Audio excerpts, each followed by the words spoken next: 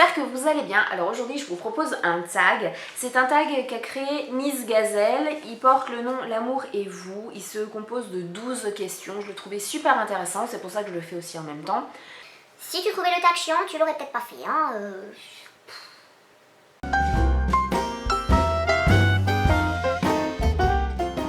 Pour la luminosité, j'espère que ça ira. J'ai fait des réglages sur mon réflexe et tout, mais là aujourd'hui c'est totalement impossible.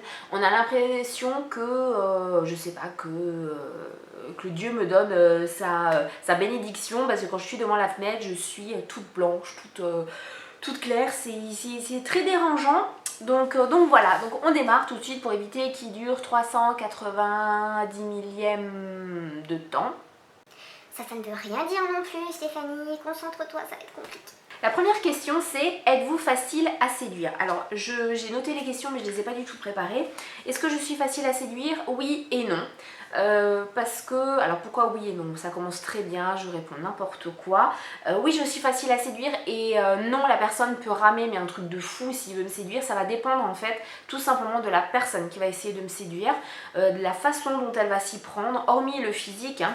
Mais si la personne se comporte et essaye de me séduire comme un préadolescent qui a qu'une seule envie, c'est pécho une nana, non, ça va pas le faire du tout. Le pire, ça va être le bolos qui est persuadé qu'il a une technique de drague, mais il claque des doigts, toutes les nanas tombent à ses pieds, mais alors ça, mais celui-là il va pouvoir ramer, mais un truc de fou. Le stéréotype aussi du gars, et ça on en voit beaucoup dans les émissions, c'est mon choix, toute une histoire, etc. Qui savent qu'ils sont plaisants à voir et qui roulent des mécaniques et tout, mais mon Dieu, mais hors de question quoi. Ça c'est juste pour faire chier le gars en fait. Je vais lui mettre un nom, voilà, juste pour le faire chier, pour le remettre à sa place, parce que je trouve ça mais horrible, c'est horrible. Ils sont un sketch à eux tout seuls quoi, ces gars là. C'est vraiment pas possible. Donc oui, je peux être facile à séduire, mais il va falloir que la personne ait la technique, que ce soit de façon subtile, de façon respectueuse aussi. Et de toute façon, si je ne suis pas réceptive, la personne le saura très rapidement, puisque je vais stopper le truc, hein. Je vois pas l'intérêt pour moi, c'est vraiment se moquer de la personne, de la laisser ramer, etc. alors qu'on sait que ça ne mènera à rien. Donc moi je préfère être franche, sans pour autant être méchante ou quoi que ce soit, mais lui dire que ça ne mènera à rien. Même si ça fait super plaisir de se faire séduire, faut pas se leurrer, hein. Tout le monde aime avoir des compliments, tout le monde aime qu'une personne soit attentionnée avec elle, mais si je suis pas réceptive, je suis pas réceptive. Comment les hommes ou les femmes vous perçoivent? Alors pourquoi les hommes ou les femmes? Parce que ce tag peut être fait par les deux et ça c'est très bien pensé par Miss Gazelle, parce qu'il y a trop peu de tags que les hommes peuvent faire. Alors comment les hommes me perçoivent? Je pense que le plus simple ce serait de leur poser la question à eux directement. Mais bon, voilà, j'ai pas d'homme là sous la main. Donc je vais essayer d'y répondre avec les retours que j'ai déjà pu avoir, les retours de certains ex, etc. Alors, ils me perçoivent, je ne sais absolument pas ce que ça veut dire, mais je suis mystérieuse et magnétique. Alors, allez répondre à cette question avec ça. Alors, je suis mystérieuse et magnétique apparemment. Je suis aussi, d'après ce qu'ils disent, charmeuse. Alors par quoi, je ne sais pas. Hein, sachant que mes hanches sont plus larges que mes épaules. Voilà, hein, bref. Non, je suis apaisante, protectrice, je rassure apparemment les hommes. Pourquoi? Allez le comprendre, hein, je suis branchée sur 380 et je suis rassurante et apaisante. Bien sûr, moi j'ai envie de rassurer personne. Moi j'ai plus envie qu'on me rassure moi que de rassurer quelqu'un. Donc bon, c'est pas forcément, ça correspond pas forcément à comment moi je me vois, mais c'est ce que eux ils disent, donc ça doit être vrai quelque part. Avez-vous peur d'être ou de redevenir célibataire? Alors dans mon cas, puisque je suis en couple, ce serait de redevenir célibataire. Non, d'être célibataire, non, j'aurais pas peur de ça. Par contre, ce qui me ferait peur, c'est que si je devais être célibataire, ce serait que ça n'irait plus avec mon conjoint. Et ça, le fait que ça n'aille plus avec mon conjoint, oui, ça me ferait peur. Mais être célibataire, non. Être maman célibataire, je l'ai aussi déjà été. Et ça ne me pose ça me pose pas de soucis. Dans le sens où, pour moi, c'est pas une tare. Et si je veux vraiment me remettre en couple, voilà, je le ferai rapidement. Avec une personne quand même qui me conviendrait, hein. Bien sûr je ne me mettrai pas juste en couple pour être avec quelqu'un, loin de là, ça c'est pas du tout moi, mais non, ça ne me fait pas peur plus que ça. Êtes-vous un séducteur ou une séductrice? Alors cette question me dérange un petit peu, je suis désolée Francette, mais Ça me dérange parce que ça fait un petit peu nombriliste de dire oui je suis un séducteur ou oui je suis une séductrice, mais bon il faut répondre. Je pense que oui. Dans le sens où j'adore être séduite, mais j'adore aussi séduire, puisque quand on séduit quelqu'un, il y a un certain pouvoir sur la personne. Et voilà, ce sentiment de pouvoir, moi j'aime bien.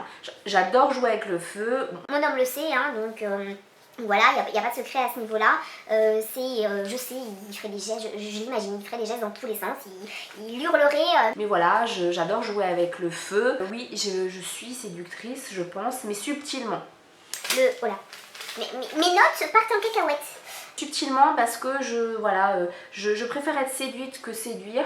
Je le ferai subtilement tout simplement pour savoir si la personne en face est réceptive ou pas. Si elle n'est pas réceptive, j'ai pas envie d'être trop rentre dedans, et surtout j'ai pas envie de me prendre avant parce que c'est jamais agréable. Maintenant, si c'était, après c'est aussi compliqué, est-ce que la question c'est est-ce qu'on est séducteur ou séductrice pour se mettre en couple ou juste pour l'histoire d'un soir. Si c'est pour l'histoire d'un soir, donc je me mets dans l'optique que je suis célibataire, etc. Si c'est juste pour l'histoire d'un soir, j'en ai absolument rien à cacter de la personne, puisque c'est juste pour l'histoire d'un soir. Et là, à ce moment-là, j'y vais franco, et c'est oui ou c'est non. Il n'y a pas 36 000 réponses, mais si c'est quelqu'un qui me plaît vraiment, avec quelqu'un avec qui je voudrais construire quelque chose, là j'y vais vraiment très subtilement. Quel est votre type d'homme ou de femme idéal? Alors déjà, l'homme ou la femme idéale n'existe pas à part au rayon biscuiterie et goûter de votre supermarché, hein. Là vous trouverez les petits princes de Lu, mais sinon non, ça n'existe pas, je suis désolée. Mais s'il fallait faire vraiment un schéma ou oui, il y a quelque chose qui me dérange, hein. C'est très sexy, ça va tout à fait avec le tag. Si je devais faire un schéma de l'homme idéal, ce serait, alors il faut parler du physique et il faut parler de la personnalité. Physiquement, ce serait une personne forcément agréable à regarder, c'est toujours mieux parce que l'homme idéal ne serait certainement pas un thon. Ce serait quelqu'un qui prend soin de lui corporellement, dans le sens où voilà, quelqu'un de musclé, alors pas du tout bodybuildé, pas du tout un accro aux protéines, j'ai horreur, mais horreur de ça, c'est super moche. Par contre, quelqu'un qui fait du sport, qui est bien dessiné, oui forcément c'est super beau à voir, même si moi je suis une grosse feignasse, et là c'est un petit clin d'œil à quelqu'un qui m'a encore aujourd'hui fait la remarque que le programme m'attendait. Oui, je sais, mais même si moi je déteste le sport, voilà, j'aime bien, enfin l'homme idéal ce serait oui quelqu'un qui fait du sport, qui prend soin de lui, alors on va parler clairement, qui a des abdos bien dessinés, des hanches bien dessinées, etc. Pas forcément super musclé, mais vraiment que ce soit bien dessiné.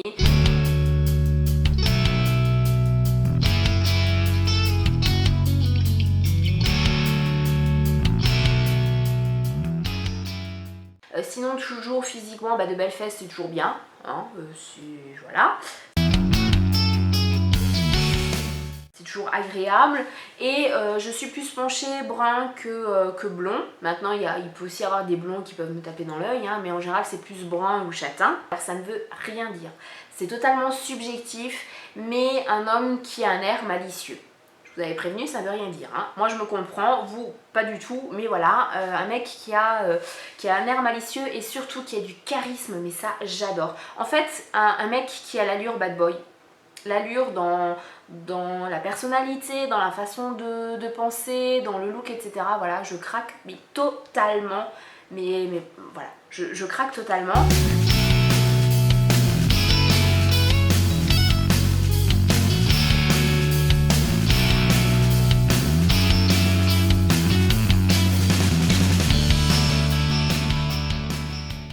Sinon pour la personnalité, si le gars il est super canon, limite je bave devant lui mais qu'il a un QI d'huître, c'est même pas la peine. Je demande pas à avoir un mec, un étalon avec le QI d'Einstein, mais voilà, qu'il a quand même quelque chose dans la caboche, qu'on puisse parler de tout et de rien, qu'il soit intéressant, qu'il soit curieux de tout, qu'il aime apprendre, qu'il ne soit surtout pas étroit d'esprit, voilà. Et puis un gars qui me fait rire, qui se prend pas la tête, qui aime s'amuser, qui est rassurant, j'ai l'impression de faire le CV en fait du gars idéal, qui est rassurant. qui va me protéger, que ce soit que j'aurai la sensation d'être protégée par sa carrure, mais aussi par ses attentions, etc. Mais surtout qui me laisse ma liberté, parce que je peux quand même me débrouiller toute seule quelque part. Voilà, et je pense que c'est tout. Je viens de passer une petite annonce. Voilà, s'il fallait le décrire, ce serait comme ça. Si vous êtes célibataire, êtes-vous prêt pour le grand amour? Alors non, je ne suis pas célibataire, mais si ça devait être le cas, oui, même si redevenir célibataire voudrait dire avoir eu des échecs en amour, je pense que je ne serais pas fermée. De toute façon, grand amour, maintenant le grand amour, ça veut dire beaucoup de choses, mais voilà, je ne serai pas fermée, je ne suis pas prête du tout à fermer mon cœur à l'amour, parce que pour moi on est sur terre pour être avec quelqu'un, donc oui, pourquoi pas. Après le grand amour, je ne sais pas, faut jamais dire jamais, mais je pense que j'ai assez donné à ce niveau-là. Si je devais redevenir célibataire, j'aurais assez donné. Et du coup, qu'est-ce que tu ferais, Choupinette, si tu en as assez donné? Je m'amuserais, voilà, je m'amuserais, je prendrais du bon temps et voilà, tout simplement. Êtes-vous romantique? Alors oui, je suis super romantique et en même temps je déteste tout ce qui est cucu, mon Dieu, mais qu'est-ce que j'ai horreur de ça, c'est pas possible pour moi, donc qu'est-ce que je veux dire par là? Pour par exemple la Saint-Valentin, se faire un petit week-end en amoureux, qu'il y ait des pétales sur le lit, oui, un petit dîner aux chandelles, oui, bien sûr, mais ça tout le temps, non, surtout pas, ça fait cucu, non, surtout pas. Le romantisme au quotidien, ça va être des petits SMS auxquels on s'y attend pas, les je t'aime de son chéri, mais les je t'aime qui sont francs et qui sont ressentis.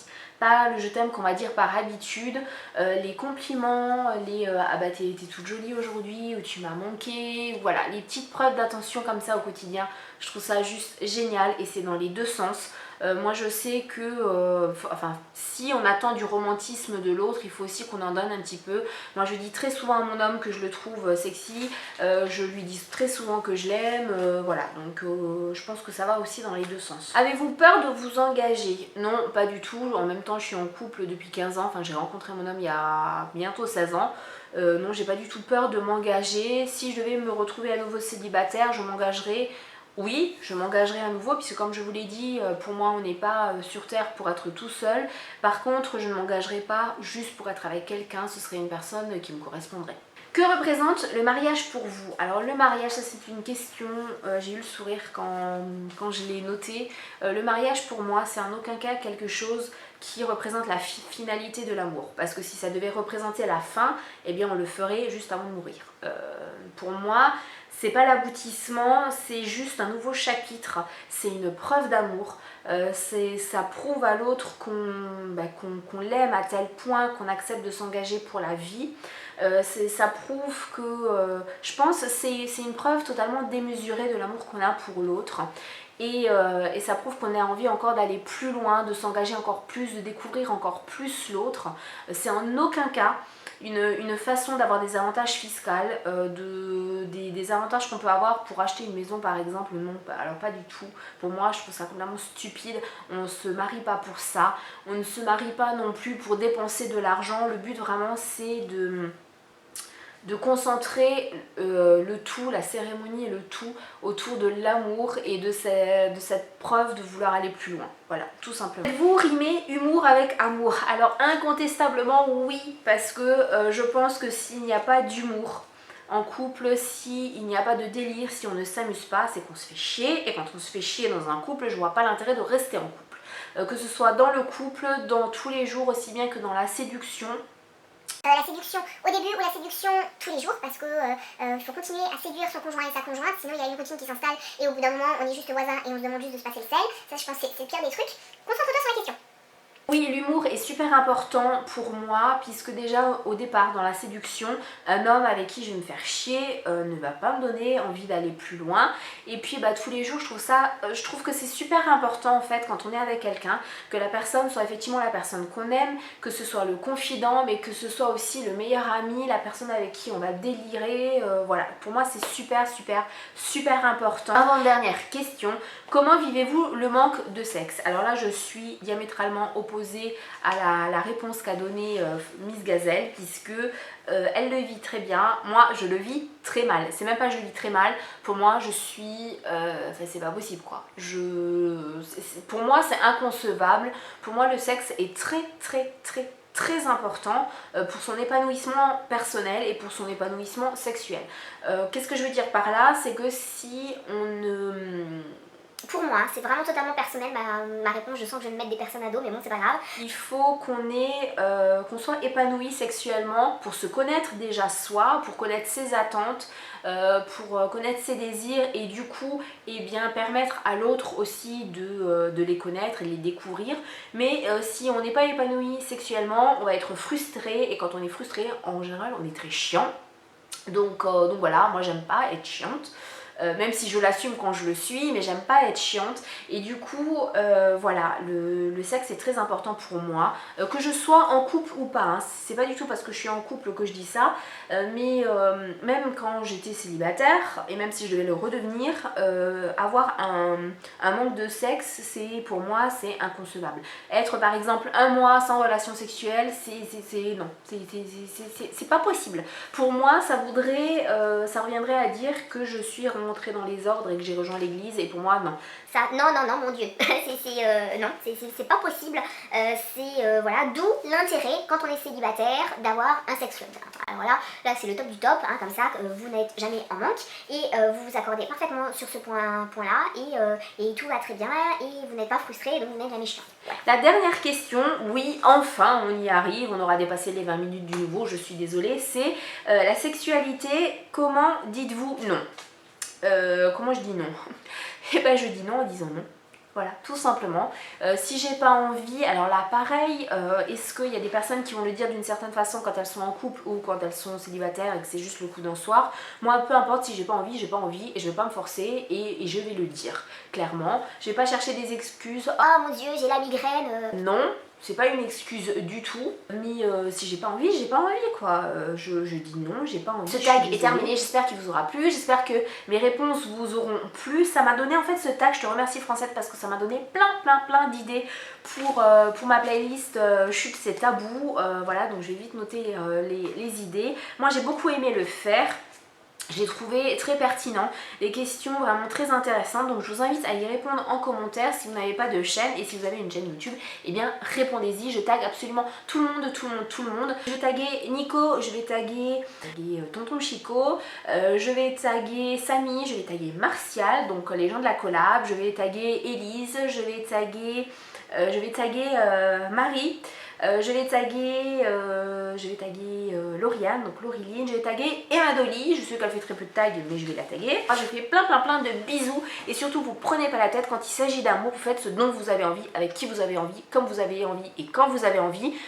On évite le patron quand même et puis bah, éclatez-vous tout simplement, l'essentiel c'est de se protéger mais de s'éclater.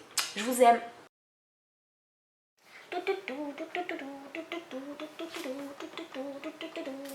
Concentre-toi sur les questions. L'amour et vous? Ah bah oui, l'amour et moi. Waouh. 40 minutes la vidéo, je le sens. Je vais pas préparer les questions. Non, je vais pas préparer les questions. Non, on prépare pas les questions. Non, c'est pas bien de préparer les questions. C'est pas bien. La luminosité... Ouais, bah que je me mette comme ça, ou comme ça, c'est pareil. Hein. Oh mon Dieu. Oh là. Quand je fais ça, c'est horrible. C'est horrible. Bon, concentrons-nous. 1, 2, 3, moteur. Un maximum, je fais sécher comme ça, donc j'ai l'air très intelligente le matin et le soir comme ça à faire le papillon devant ma glace. Et une fois que le maximum a pénétré, ce que je fais c'est que je prends une serviette propre et j'enlève juste l'excédent, mais j'essaie d'attendre un maximum. Ce que j'ai également remarqué, c'est que l'eau thermale de chez Uriage avait un petit goût sucré, que celle